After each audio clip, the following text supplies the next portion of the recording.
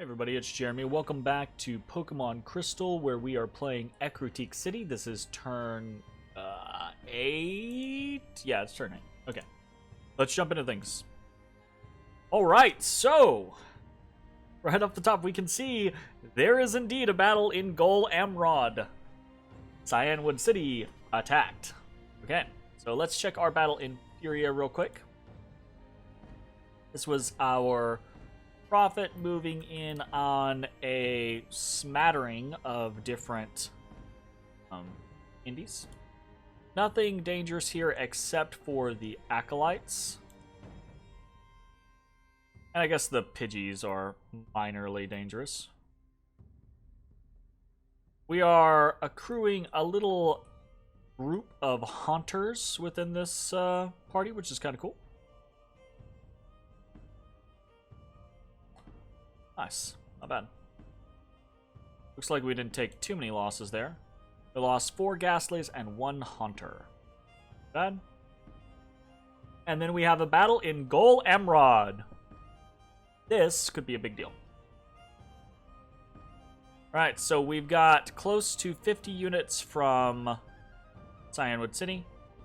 I say close to 50, but really a good portion of these are free spawn from the Ruby White Belts. Then we've got our forces arrayed, Province Defense, some various commanders, a bunch of Ghastlies, our God. Let's see how this turns out. The animating of the skeletons begins. The Mankeys are out in front, everyone else is on hold, and yeah, it's hard to. It's kind of like Diary of Christmas Lights dealing with the Pokemon nations, right? But they just can't. They can't get through. Like, look at this Gengar. This Gengar's been here. He's got 16 hit points. He's been here for this entire fight. He's sleeping people. He's invulnerable 25. He's got fear. He's ethereal. He's invisible. It's just you're not gonna hit him. You know. Especially, and this is actually kind of an interesting scenario, especially not Cyanwood City, because Cyanwood City, some others have magic attacks or they have iron weapons. Cyanwood City is all about them punches and kicks, so they've got nothing to deal with the undead.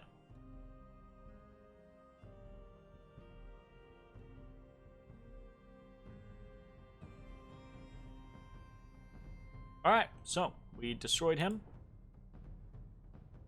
He lost 40 units. We lost 4. Good job. Very nice. Alright.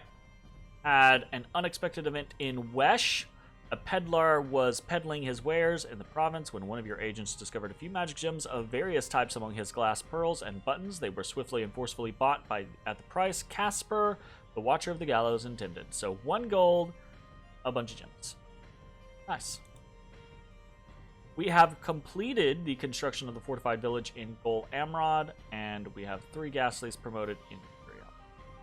Okay, so what are we doing this turn? This turn is actually a pretty concise turn for us, because we're just continuing to move. That was a sizable defeat for Cyanwood City. But those, don't get me wrong, those were cheap units, very cheap units. He can shovel those out quite quickly. If this is full war, this is by no means over.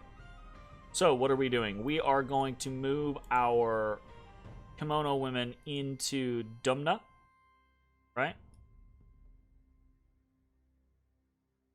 Leading this army. Casper is going to go down into Histria.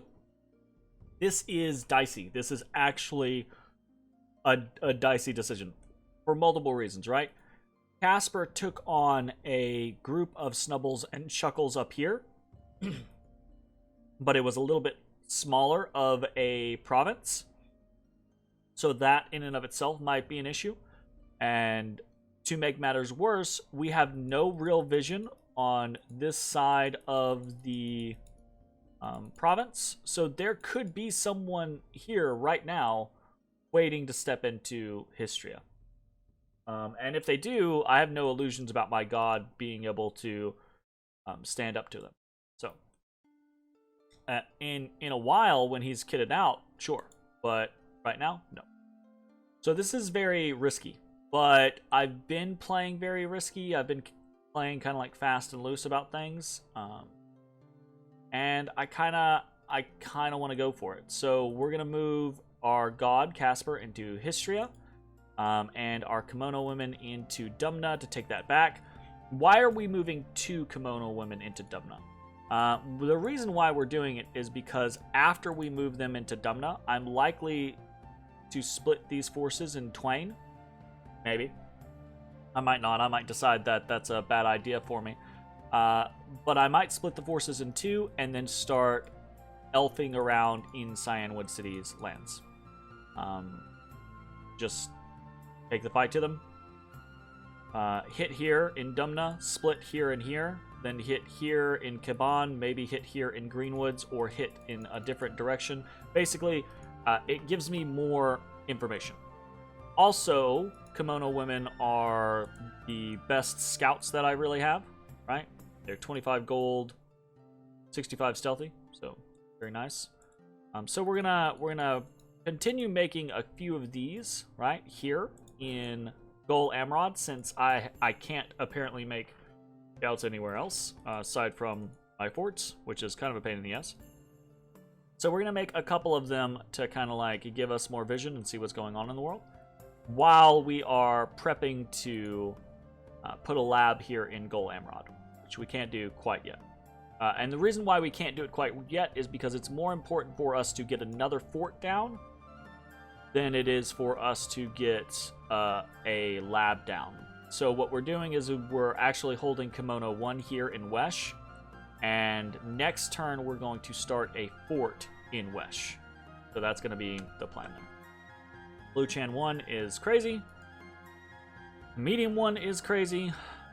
No one's crazy in the capital, but you can see my exasperation. I'm tired of... I've lost so many turns to madness. It's really annoying. So I'm going to start recruiting non-mad units in Ecruteak City. So we're going to go with junior trainer boys because I think they're probably about the best that we can get. They are slow to recruit. I would rather grab these great channelers because they are not slow to recruit. They probably should be, but they're too expensive. So we've got to go the slow but affordable route. So we're getting junior trainer boys, and we're moving forward into Donnermark with Weldon. So Donnermark is going to be kind of probably a dead end. I'm still under the assumption that Azalea City is probably here, right? Oh, this is another interesting note, right? Javal Kish, Latian. I still do not know. I feel like there should be someone up here, but there isn't, right? Cyanwood City's here. I'm here. This whole fucking area is just kind of open, and that feels very weird to me. I think maybe someone's up here, you know? I guess it's probably best. So moving into Javal Kish gets me 1, 2, 3 names. Moving into Latian gets me 1, 2, 3, 4, 5 names. So that's probably the smarter move. So let's move up here into Nethermark, or Latian rather. See how that goes. And that's pretty much the turn, honestly. We don't have enough of a force to move out for another attack. Probably next turn we are going to be able to take a force from the capital into Anvast and beat these Ictiads. From there, I very well might stealth it through Waywoods and into Cyanwood City's provinces, but we'll see. It kind of depends on what develops on our southern border and our northern border. Azalea has thrown out that they are looking to be a peaceful nation, just expanding. It's good for them. What's our province count at? 1, 2, 3, 4, 5, 6, 7, 8, 9, 10, 11, 12 right now. 12 on turn 8 is not where I wanted to be. We were at 11 3 turns ago, or 2 turns ago. But in theory, if we are successful in all 3 of these, then we'll have 15 on turn 9, which isn't bad. If we can take another couple in rapid succession, and if we get into an early war with Cyanwood City, if we can do well against them and take them out quickly, then that would be nice. My cats are fighting. What y'all fighting? What y'all doing? We're dead. We're dead. Don't you bite. You're so angry all the time, Lippo Kitty. So angry. I'll quit fighting. They're not gonna quit fighting. Not unless I yell at them. Odie. Odie boy. Hey. Hey. Quit that. Don't bite. They'll be good. Anyways, so my cats are being bad, so that's pretty much the turn. Like, we're saving money because we want to build another fort here in Wesh. Like I said, forts and temples, forts and temples, forts and temples. Now that we have a fort and temple in Gol Amrod, it should start producing Ghastlies at a pretty decent rate. If it doesn't, we're fucked. Because we're not going to be able to survive off of this. Research-wise, if things don't go super well pretty shortly, we might have to jump into Thaumaturgy instead of Enchantment. Because Thaumaturgy does allow us to summon more creatures. Ghastlies at 3 a pop, or 3 for 3. Mischievouses at 2 for 1. There are... Oh, also, we might end up spending some money for... We've got regular mediums, which do Haunters, but we might spend some money on some great mediums to do some Gengars. They summon a Gengar every turn. We've got options.